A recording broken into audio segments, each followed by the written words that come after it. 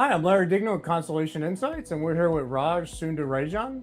He's CEO of Altimetrik, and we're going to talk about enterprise AI architecture, optimization traps, and the need for multiple models. Hi, Raj. Thanks for joining us. Thanks, Larry. Thanks for having me here. So you penned a blog post where you were talking about architecture and enterprise AI, and kind of ways to not be boxed in. So I guess walk me through the general theory of just creating an architecture that won't lock you into models and all that. In the day and age of AI, it so happens that everybody wants to jump into solutions and impress the board with some enablement through experiments or POCs, and they're missing out this big thing around architecture. I mean, architecture is basic. Any construction, any building you need to have a well-defined architecture, especially given the investment the enterprises are doing and bringing in AI into the mix. The last talked about thing is really architecture, and so I think and then hence what I feel is a lot of people are prematurely optimizing a lot of things before even thinking about what the architecture should be and how things have to be built. So if I step back and think really what the architecture has to think through is, given any enterprise, they have a lot of already running systems which are in great shape in some cases needs a lot of work to be done to modernize it. But bringing in AI into that mix is not just defining architecture, but it's also how do you adapt to the existing architecture, this new thing about AI. So for us, as practitioners, as Altimetrik, we come in, and that's what we really do, is to think through, what is the existing landscape for an enterprise, and how do you bring anything new into this organization. Right now, we're talking about AI, so we start thinking that way and building it. And that one of the key things which we have to think through in any architecture, leave alone the volume and the stress and all of that it has to take on. One thing is all around optionality as well. In enterprises, you don't want to lock into technologies where you're going to be stuck with for that forever. So you should think through that, and that to me is important, big step. And this happened in multiple times. I mean, think about databases. There's optionality of applications to go to multiple databases. You don't want to get stuck to that. If you fast forward to cloud, you got to have an architecture. You support multi-cloud, and you should be able to, balance workloads across clouds. And this is the right types of things you need to think about, not only for, not from an optionality, but as also from a resiliency perspective that you have multiple cloud. Similarly, when you think about AI and models, you need to have real good optionality built into your architecture to choose the right model for the right workload and the right decision.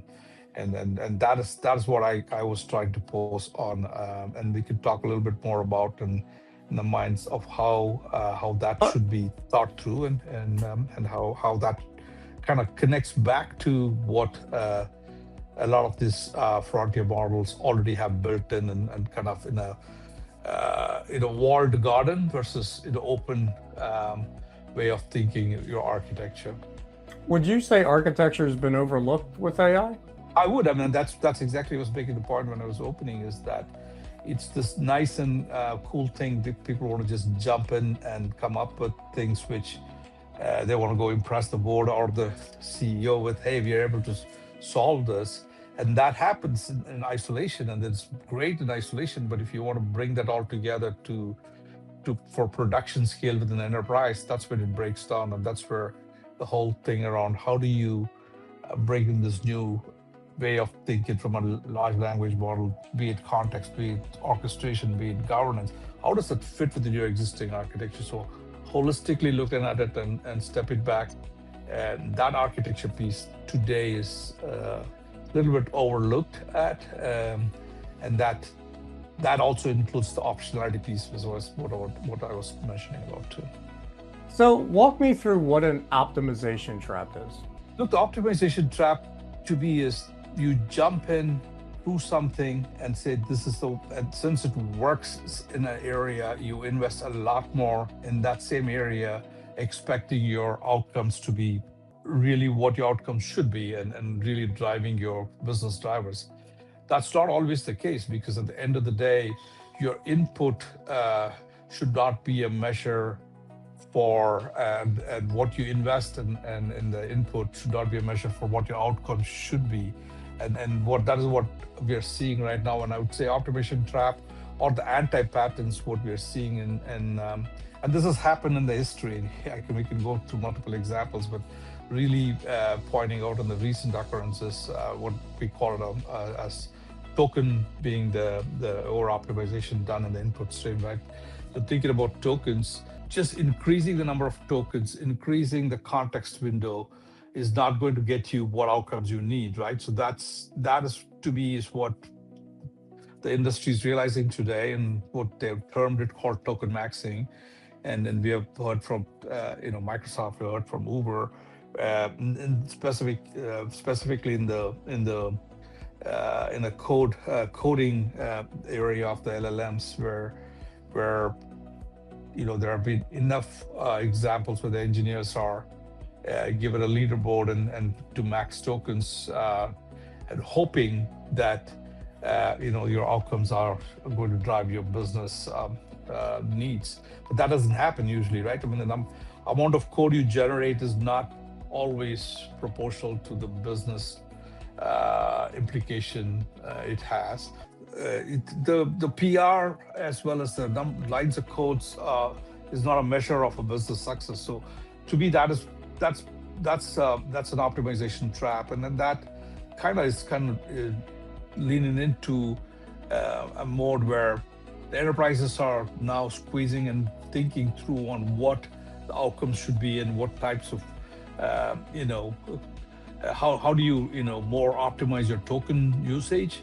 And then comes your FDEs and your frontier model companies, having this deploy cost to bring in this forward deployed engineers to help enterprises to go build certain things. And again, there's a direct proportional, it's directly proportional to the number of tokens they use, because the FDEs come in, help the enterprises in an area to show not just what's on the slide deck, but really put something to work, some workable code in a certain area.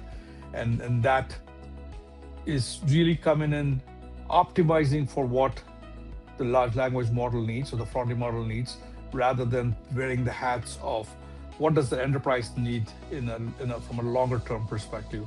So that, to me, is the gap where you would see that the experiments and the prototypes and the things which the FDEs build is not able to be scaling in the production environment, and multiple reasons, as I was touching. So, do you think FDEs are a value trap if they come from a neutral firm, or do you think they're a value trap because they come from a frontier model? How should a customer think about FDEs?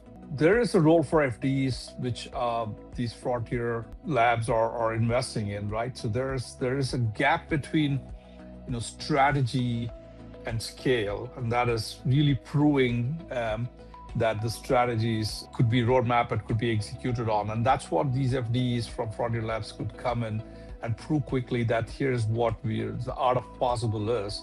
And this is what Ray was mentioning in his code, as well as really displacing or offsetting what the consulting companies would do, rather than on a piece of paper or a PowerPoint deck. These folks would leave some workable code with some demonstrable piece of work, which they could take it and say, yes, the art of possible is now proven in an isolated environment. And that is where I believe the next set of FDEs would be from scale organization, which are companies like Altimetrik would come in and take it on from there and really help scale to production. That's where the whole thing around, how does it fit to the existing architecture of the enterprise? What tweaks need to be done to the architecture to bring in this new formed experiment to be scaled in production.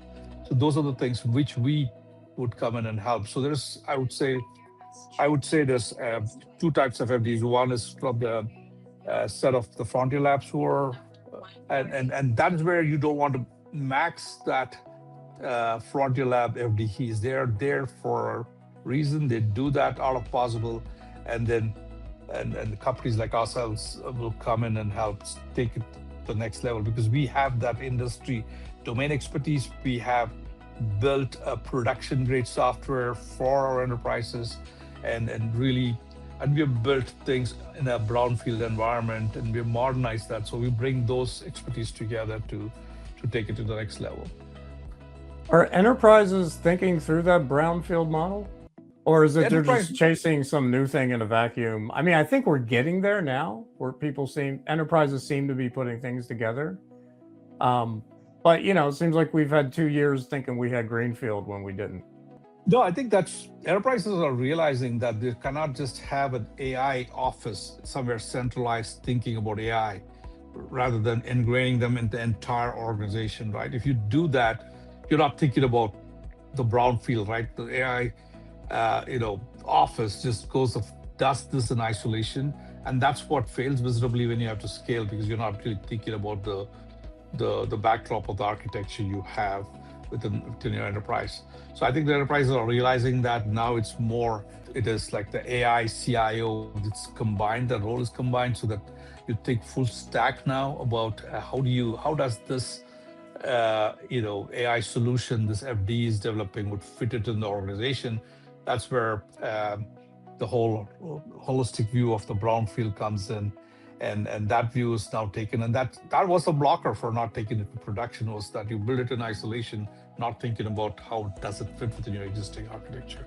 And that realization has come in, and there was a good air pocket where enterprises was battling, saying, hey, I'm spending so much on tokens and nothing comes out at the end of the day, and where is the business case for me to take it back? And I think that enterprises are realizing now, and then they're looking at companies like Altimetrik, where we think holistically how AI needs to be brought into enterprise from a brownfield perspective. What we call it as Alti AI OS, which is not that you just patch certain things within your architecture. You have to think it holistically, right from experience to context to orchestrations to governance to substrate, which includes observability and everything else. And that's the reference architecture we help for enterprises, and we help that reference architecture to be built within their organization. It's not a product or a platform we sell.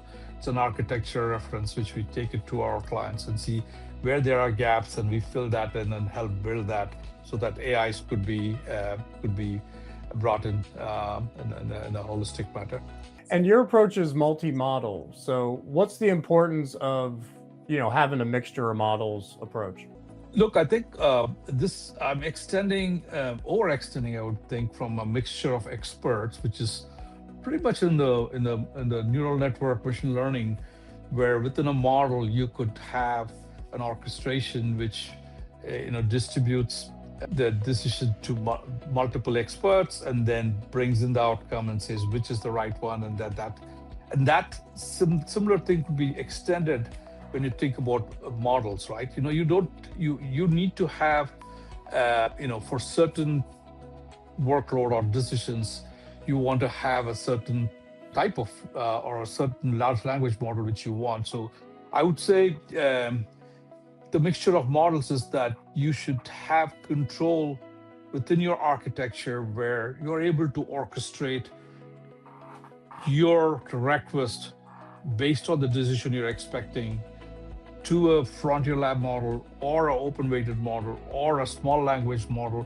or a deterministic machine learning whatever algorithm. So you should be able to do that, and for that you'd really need to have some level of orchestration and some level of judgment needed and some level of learning needed, and that all needs to be built in within the architecture, because when you're sending in a request for a decision from one of these models, you should be able to judge whether that is But that judgment comes from the organization's knowledge. That whole knowledge loop is what trains this judgment model, which judges which is the right model, so that learning loop happens. And that's what I said, that learning needs to be built with the architecture. So as this as more and more of these requests comes in, you're auto tuning to get to the right efficient model to bring back the decisions, which is very relevant for what the enterprise are looking for. Because that's where the optimization trap comes in. Because if you plumb everything to one model, and then you're just stuck, because it might be a great model, but that's not what you want for a request, which really could be done by a deterministic, rules-based engine, right? Why would you want to send it to a model and pay through your nose for the tokens? So that level of control you need to have, and that's what we call the control plane, which has this orchestration, judgment, as well as the learning. And the learning loop is the alpha for an enterprise, and that should be something the enterprise should own, rather than everything being built within a model. So you don't want all of your knowledge and your knowledge loop and your alpha in a walled garden of a model. Rather have that optionality to switch, and more, where you really need to get to a frontier model, you have that option. Where you need to have a lot more privacy and security and want to host something in your data center or private cloud, you go get your open weighted model and you could route to that, or really get to a small language model which is very specific to your industry. So that kind of routing options you need to have, and that's what I kind of overextend the mixture of experts. And I know the guys who are in MOE type of who have come up with will say I'm overextending. Yes, but the message here is that we should also start thinking about mixture of models, which is beyond experts within a model. You're now looking holistically, multiple models, multiple experts, and some level of judgment and learning happening and orchestrating based on that. So if you were to allocate, I mean, I kind of look at the mixtures of experts and different models almost like a portfolio.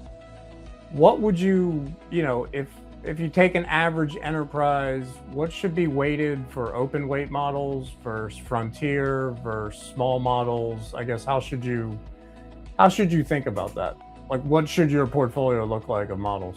In a large enterprise, there is need for all of those, right? You need frontier models for really solving something which is very generic and you very general, which that level of the chain of thought needs to happen, that level of reasoning needs to happen, that level of bigger context window needs to be passed. Yes, then you need to get onto the frontier models. But when there is the need for the models, which need not be that general, but also you're concerned about the regulation and you want your alpha to stay within your learning loop to be not shared with these frontier models, then you want to go open weighted models, which are hosted within your data center, your private cloud, and a many regulated industry. That's probably the way they would want to look at it and want to go with it. And then a lot more need for a small language or a domain specific model, because say, for example, in an industry like an insurance and a function finance, they do not want any of the finance information to get away, let alone outside, not even to other departments. So they want that small language model tuned to the industry, insurance industry, but very, very specific for the finance department. So that level of small language models and domain level models would be needed.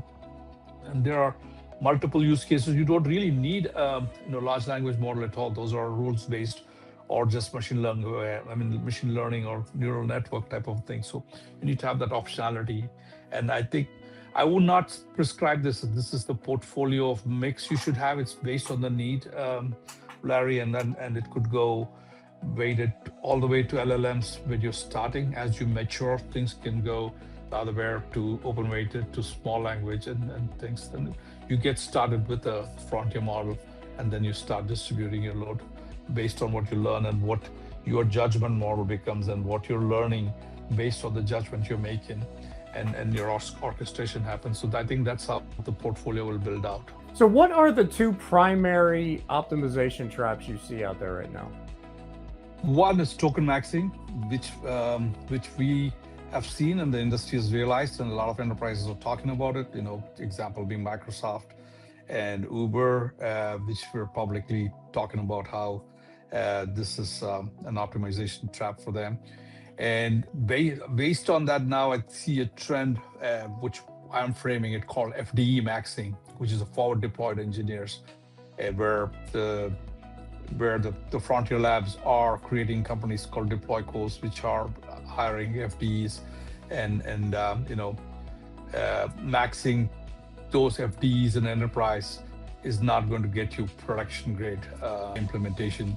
You need to think through a lot more from an architecture perspective and how that fits your brownfield reality within an enterprise. So that's the FDE maxing. That's the second optimization trap I talk about.